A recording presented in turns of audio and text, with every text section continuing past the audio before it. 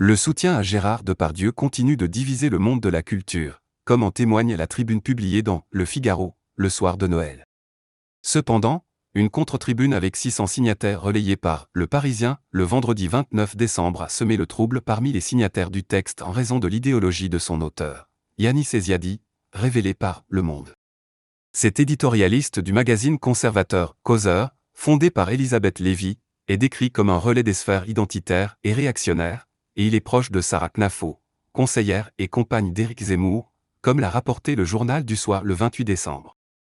Après la publication de cette enquête, plusieurs signataires ont exprimé leur malaise, dont Nadine Trintignant, réalisatrice de 89 ans, qui a décidé de retirer son soutien à ce texte.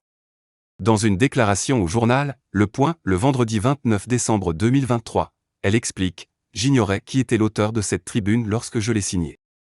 Je demande aux personnes que j'ai choquées de ne pas en vouloir pour cette grave erreur. » Nadine Trintignant avait signé la tribune de Yanis Ezziadi car elle estime être toujours contre les lynchages médiatiques, quelles que soient les circonstances.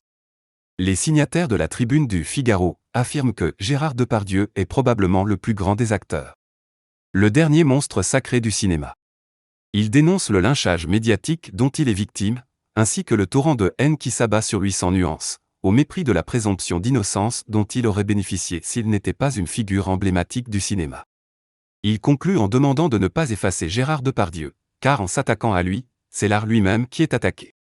Carole Bouquet, ancienne compagne de Gérard Depardieu, a exprimé son malaise sur Instagram, déclarant qu'elle était profondément mal à l'aise d'avoir donné de la visibilité à un journaliste dont elle ne soutient pas les idées, par l'intermédiaire de Gérard. Dans le même sens, Dominique Besnard a déclaré à l'AFP qu'il assumait sa signature de la pétition, soutenant la présomption d'innocence de Gérard et de tout individu. Il a cependant regretté d'avoir été naïf. Yvan Attal, également signataire, a exprimé son malaise lors d'une interview sur BFM TV le jeudi 28 décembre 2023, tout en assumant sa signature.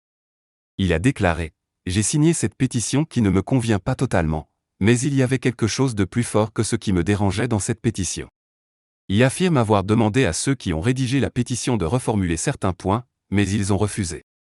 Malgré cela, il a assumé sa décision en déclarant « Il y a trop de choses qui ne vont pas ». Gérard Darmon a également regretté certaines formulations de la pétition, déclarant sur RTL « Attention à ne pas dire qu'en touchant Depardieu, on touche à l'art. C'est des conneries. » Il convient de noter que Gérard Depardieu est mis en examen pour viol depuis 2020 et fait l'objet de 3 plaintes pour viol et agression sexuelle. Il est également au centre des témoignages de 13 femmes qui l'accusent, dans Mediapart, d'avoir commis des violences sexuelles lors de tournages de films sortis entre 2004 et 2022. Gérard Depardieu nie fermement ces accusations.